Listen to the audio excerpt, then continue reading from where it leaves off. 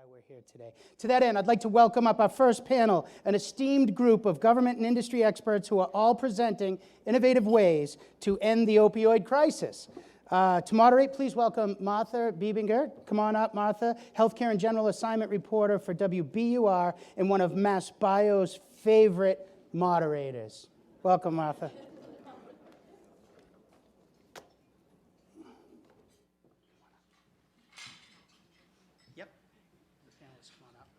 Everybody at that table, almost, is coming on up. And I will introduce them as they approach the stage. Mike Heffernan. It's the gentleman right in front of me, Collegium Pharmaceutical. Richard Pops, Alchemy CEO. This is probably all in your program, but just in case. Spencer Williamson, Kaleo.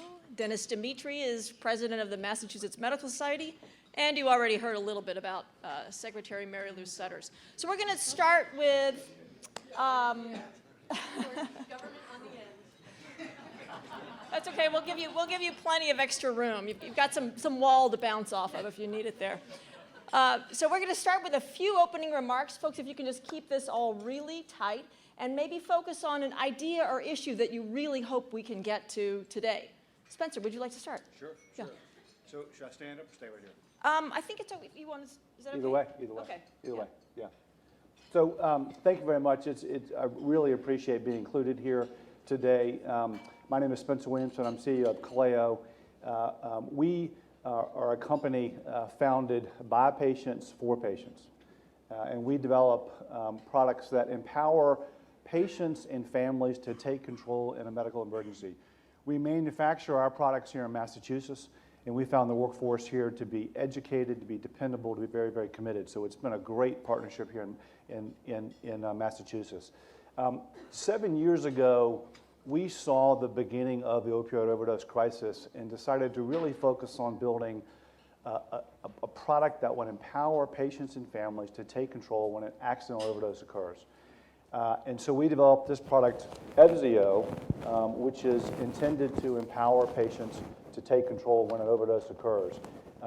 As you all know, when an overdose occurs, breathing slows and can stop. Hypoxia can set in 4 minutes. The average response time for EMS in this country is 9.4 minutes.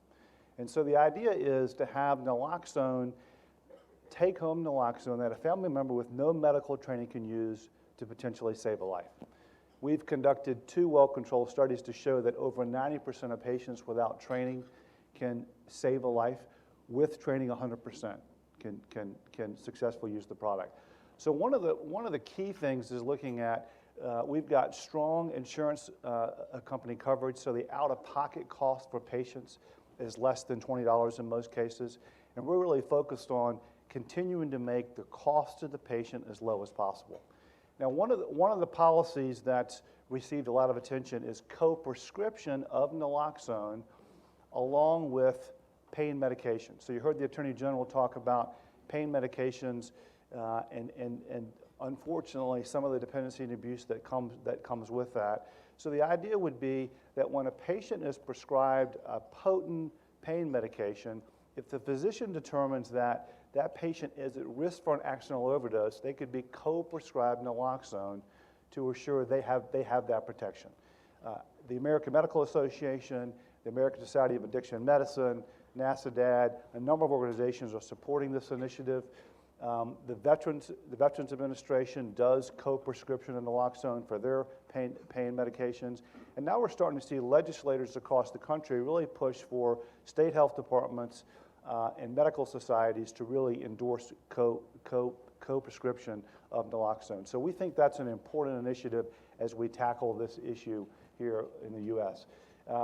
For patients that don't have health care coverage, we donate product through our Kaleo Cares program. In the state of Massachusetts, we've donated 7,000 doses of naloxone.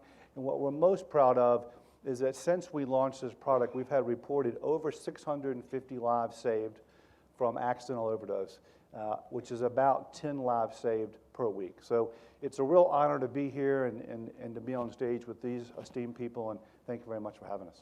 Thank you. Richard, what's the big idea we should be thinking about? Well, Spencer was just talking about the use of naloxone. Naloxone is a small molecule that crosses the blood-brain barrier, binds to opioid receptors in the brain in such a strong way that it doesn't allow heroin or prescription opioids to hit those receptors in the brain. And it can bring somebody out of an overdose back to life, essentially. Our drug is called Vivitrol. And Vivitrol, we've been laboring at this for many, many years, and it's gratifying to see it beginning to really get incredible, important traction. It's that same idea stretched over a month. So a single injection for patients who've been through detoxification, blocks opioid receptors in the brain, and it's indicated by the FDA to prevent relapse to opioid dependence. And when we launched this drug years and years ago, nobody used it because the whole culture about treating opioid dependence in the Commonwealth and around the country was about replacement with methadone or with Suboxone, which is entirely appropriate for many patients. But for many patients, and particularly those in the criminal justice system, it's not the right approach. The idea is detoxification, once monthly Vivitrol, let people transition to live a drug-free life. And so that's the big idea that we've been pursuing for several years. Thank you. Mike. Thanks for having me. My name is Mike Heffernan. I'm with Collegium Pharmaceutical. We are in the business of developing abuse-deterrent opioids. And what we do is we've created a proprietary methodology, what we call the Deterrx technology, to take an opioid like oxycodone, the active in OxyContin, and put it in a formulation that prevents it from being injected, it prevents it from being snorted, it prevents it from being crushed, ground, or broken. One of the attractions of an extended release opioid is it's got a very high drug load in it because it's meant to be given over 12 or 24 hours. Addicts will like that because they can crush it and break it down and get an immediate release of that product. So our first product is called Xtampza. It's recently been FDA approved. We intend to launch it mid this year. It is a more abuse-deterrent version of OxyContin. So the idea for us is when you think about abuse-deterrent opioids is where do they fit in this whole opioid epidemic? And from our perspective, you think about abuse-deterrent opioids a lot like you would think about seatbelts or airbags in a car. They're not the solution, they're part of the solution. They're part of the solution with some of the innovations that have been talked about by my colleagues here. But when you think about a patient who's appropriately diagnosed for pain, who is appropriately managed, appropriately followed, and needs an opioid. I mean, let's face it, we'd all love an opioid that has no euphoria and no addiction possibility. Unfortunately, that's not available today. So when we think about this idea of abuse-deterrent opioids, if I have an appropriately managed patient, wouldn't you want to give them an opioid with the most protection and the most safety possible? Because it's not just for the patient who may misuse it or abuse it. 70 to 80% of all abuse, diverted opioids come from the medicine cabinet or come from a friend. So having an abuse-deterrent feature on that medication provides significant value not only to the patient, but to society. Dennis, what are you thinking?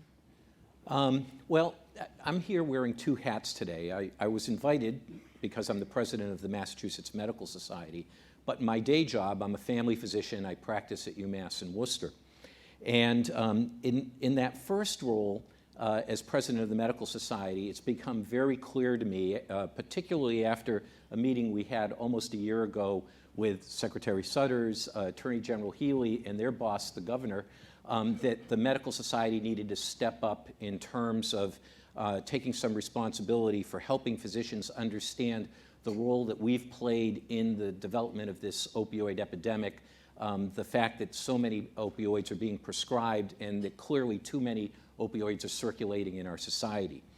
But I've really been aware of this as an issue, wearing my other hat as a family doctor, for well over a decade now. And one of the things that I noticed back around the turn of the century, this century, is that when I was precepting family medicine residents at their health centers, they were increasingly being inundated by numbers of patients who were seeking opioids. Now, some of them had legitimate chronic pain issues that needed treatment.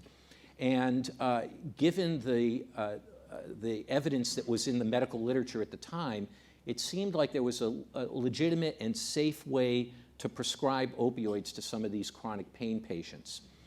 There was also encouragement on the part of various regulatory agencies, such as the Joint Commission, to make sure that we were addressing patients' pain. And there was this perfect storm of some long-acting opioids being developed that were supposed to be abuse deterrent. Some maybe were, some maybe were not. And so we had this incredible quadrupling of the number of opioids being prescribed over the course of the last 15 years or so. We as physicians need to take some responsibility for that. I'm kind of at the opposite end from the R&D that we've all just heard about. I'm living at the point of the final common pathway where the products that you all develop are applied by me one-on-one with patients in the exam room. So I need to use some of these kinds of tools, whether it be abuse deterrent opioids, whether it be treatments for addiction, but at the same time, we need to encourage physicians to carefully look at the way we're prescribing and start to reduce the total number of opioids that are floating around out there. Well, carefully look, that's a good segue to Mary Lou, who's got a fairly specific proposal for a strict limit. Is that what you'd like to talk about? Actually, I have, thank you. I have a short-term fix and a long-term solution I want to put out to folks, the big ideas. So in the long term and to the bioscience community is the creation of a non-addictive, potent painkiller, right? If we really want to talk about long-term solutions, it is the creation of a pain medication that does not have the negative side effects that we know opioids have. So there's a long-term, I'm not a scientist, I was a liberal arts student also, but to me that's the a long-term solution of this is how do we manage pain in a way that does not have the powerful addictive realities that we experience. The short term, with all due respect to my friend who is certainly taking this on at the Mass Medical Society, in 2014, Massachusetts prescribers prescribed 4.4 million prescriptions, resulting in 240 million opioids in the Commonwealth of Massachusetts in one calendar year. So in the short term, I want to see a lot fewer opioids prescribed. And frankly, at this point, whether it's the governor's proposal of 3 days, 7 days as what came out in the House bill, or I smell a compromise of 5 days in terms of first-time prescription drugs. That is that very, that deliberative, very scientific process of negotiating bills. It will be a whole lot better than where we are today. So thank you for that. So Mike, Richard, and Spencer, where are we in the biology of trying to find non-addictive pain remedies? Yep. Well, I just want to say to Secretary Sutters, you should be optimistic, and I hope it's not a long-term thing. Our labs, for example, we're all over this. As we got into the whole understanding the neuroscience of addiction and the opioid system in general, what's fascinating is the opioid receptors in your brain, the way we think about them now from a pharmacology point of view is we either turn them on big time with OxyContin and fentanyl and morphine and heroin, or we shut them down. We turn them off with naloxone and naltrexone. But the receptors in the brain actually are much more subtle. They're more like a rheostat. And we're exploring medicines today in our laboratories where we can turn on the system gently with not nearly the same euphoria or addiction or risk of overdose death, yet still provide powerful analgesia, every bit as much as morphine, for example, in animal studies. So we're incredibly optimistic about this, and we don't think it's going to be the long-term solution, hopefully more in the middle term. Mike or Spencer, did you want to jump in on that? All set? Okay. Dennis, could I come back to you? You spoke a little bit about being at the far end of the walkway in terms of how you're going to wrestle with the remedies that are available here. Are there some gaps in what you have, the tools you have, that you would like to suggest to the audience we need more attention to? So I come at this from a little bit of a different perspective, rather than is there a better pill? There may be, and hopefully there will be. But I think one of the things that we have really looked at in primary care is changing the system in which we deliver care to patients. So we know that lots of people who end up having issues with addiction have multiple other comorbidities, oftentimes psychiatric issues like depression or anxiety. They have a strong family history of addiction issues. What's happened in the primary care areas is that we've integrated behavioral health into the way that we take care of these patients. So you've got a family physician and a behavioral health specialist, such as a psychologist or social worker, sitting side by side helping these patients with their problems.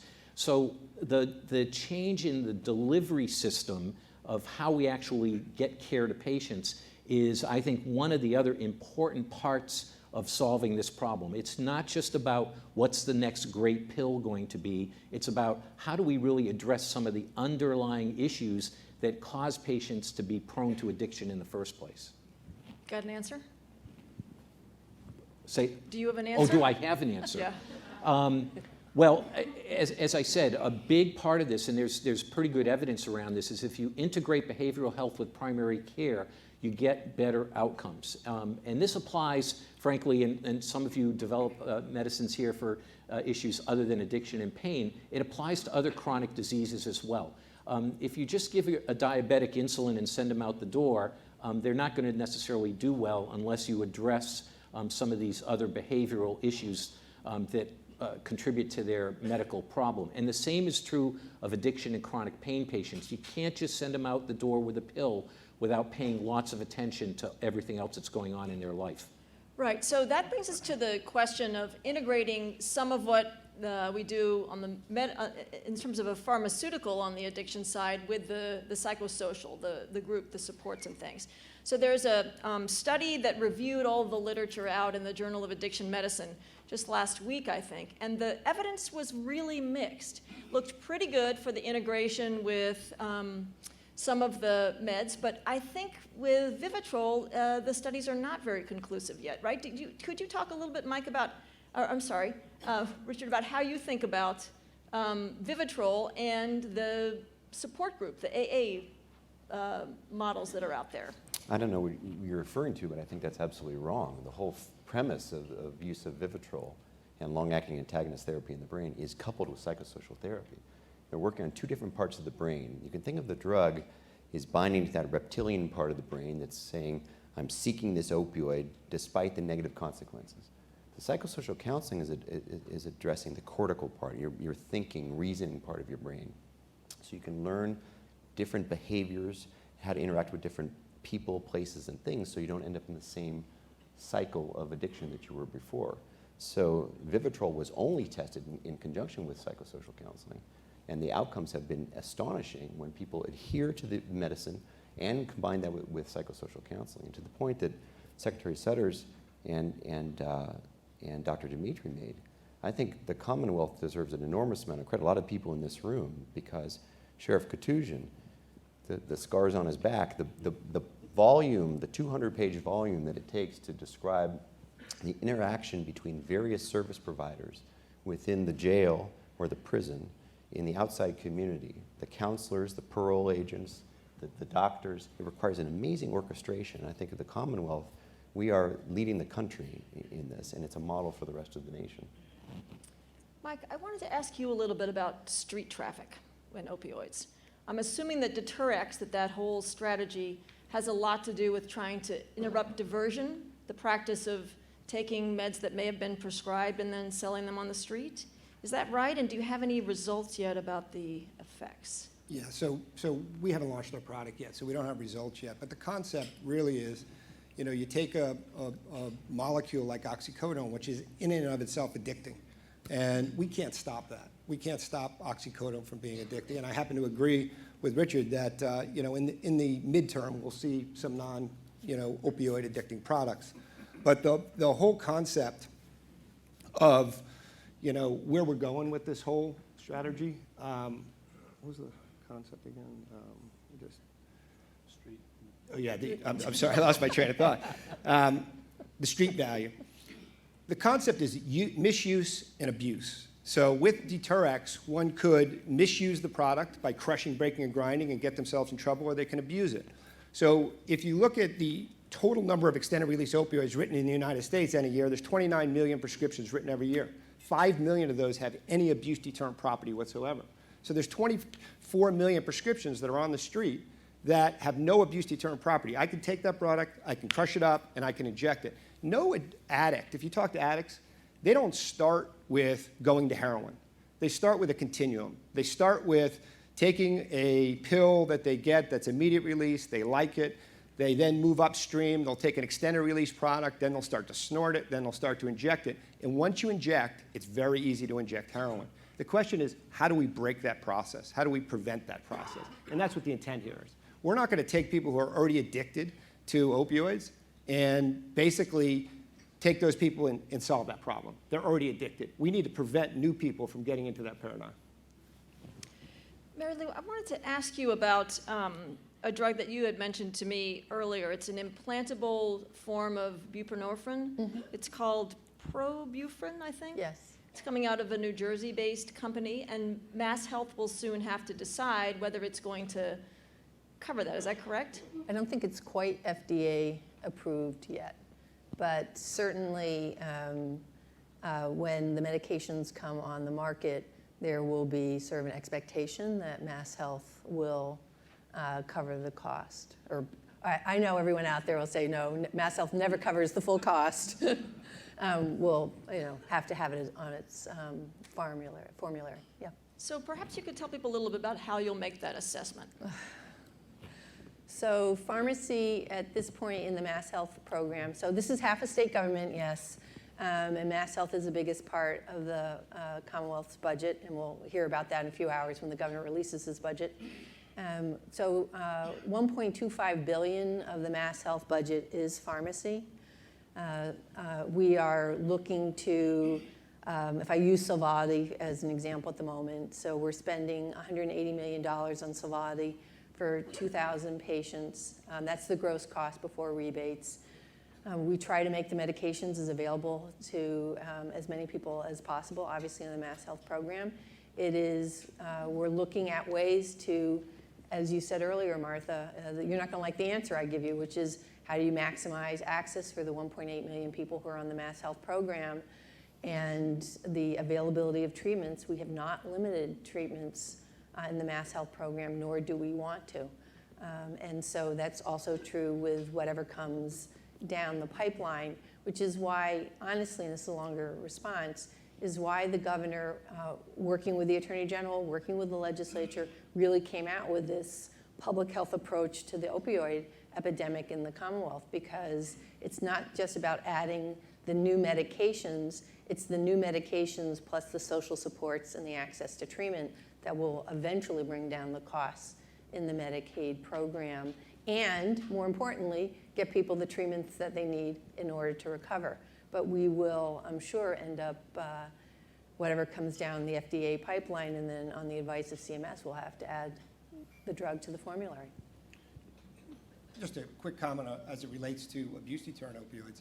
One of the big issues that we face is even with good innovation of new technology, if you look at the major commercial insurance plans in Massachusetts, for example, abuse-deterrent opioids are available.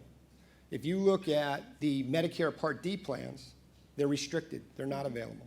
You look at Mass Health, they're restricted. You have to actually fail a non-abuse-deterrent opioid to get an abuse-deterrent opioid.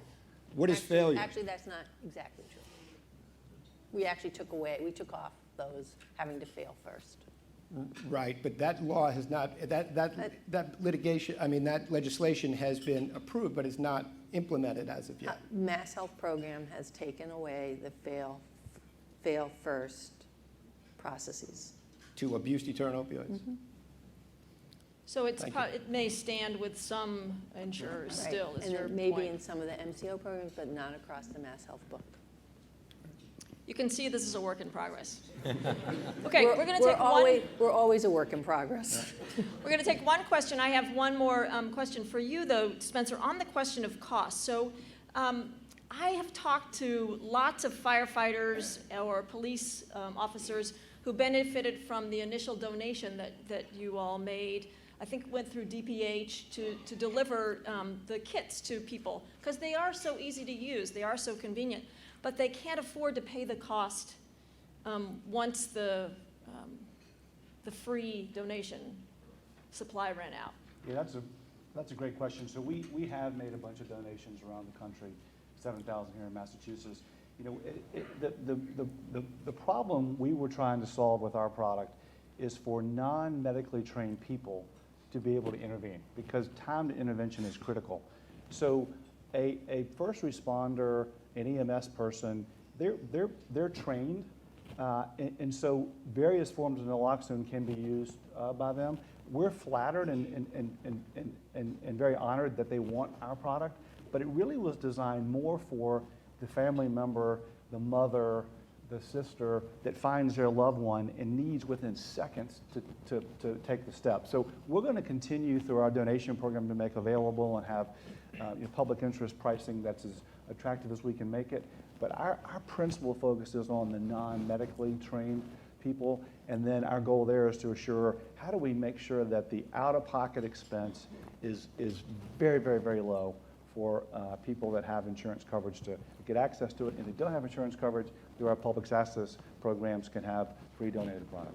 May I, for just 1 second? Sure, Martha? and who's got the first question, just so we've got somebody queued up? So 2 nights ago, I was at the Learn to Cope family meeting in Cambridge, Massachusetts. They had a slightly higher attendance that night because I was showing up. But at the end of the Learn to Cope family meeting, so this family support, almost all with young adults in the throes of addiction, at the end of it is a Narcan training for any family member to get Narcan and get the training to use it. It is incredibly powerful. It's also incredibly poignant to go to a meeting like that and have families really want to get done with the family support part in order to go to the other corner of Spalding Rehab to get the training for Narcan. It is clearly a lifesaver. It is a lifesaver. It does not change the throes of addiction. What it does is save the life. It doesn't take away the high, but we have been distributing it through the Department of Public Health to family members, primarily through Learn to Cope. But it was one of those just profound moments when you realize how epidemic this is in the Commonwealth of Massachusetts. Can I just say, I had a similar experience yesterday. I was at a meeting in Arizona, and our drug Vivitrol is approved by the FDA, and it's used in young adults all the way through to older folks. And I was approached by a woman who was asking if we could begin a clinical trial on one of the sites in Pennsylvania where she visits a lot, because the kids are getting addicted to opioids beginning at the age of 11. And they want to know how to use Vivitrol on kids from 11 to 14 years of age. Mm-hmm. So that point, I just want to underscore the point the Secretary just made. Naloxone, we're going to save people's lives. Implantable buprenorphine rods are going to be a niche product in a niche aspect of this. If we're going to deal with this epidemic, this is an epidemic. This requires everybody in the room. It requires the whole Commonwealth, everybody organizing to stop the amount of addiction at the source, to treat the people who are addicted, keep them out of the revolving doors of the prison, the criminal justice system, and take this seriously. No single drug is going to do anything to touch this epidemic. It's that big. Totally agree. And I think one of the key things is that we have to take away the stigma from the risk of pain management therapies and acknowledge the fact that when someone becomes addicted, it is a disease. It's a disease like cancer. It's a disease like diabetes, and it's a long-term process. And products like Vivitrol and then the behavioral therapy are critical for those long-term care. And so I think Massachusetts has done a great job of putting this at the forefront to talk about it. We will never solve this, though, until we really take down the stigma and address the issue broadly of what it is, what the risks are, and then what's the fully integrated approach it's going to take to address over time. Dennis? If I might add to that, the importance of taking away that stigma of treating addiction, because we know that actually one of the times when people are at the highest risk of accidental opioid overdose death is when they emerge from a treatment program where they have been detoxed, but if they leave that program without medically assisted treatment, they are at high risk to go out and use again. And because they've been detoxed, now their sensitivity to the opioids has been increased, and that is when people die from overdoses very frequently, is in the first few days after emerging from detox programs. So it is certainly important that we allow people to understand that there is not or should not be a stigma attached to long-term treatment for addiction with medical assistance. I think we're going to have to wrap it there and move on to our fireside chat. Thank you so much, everyone. It was really Thank you. interesting.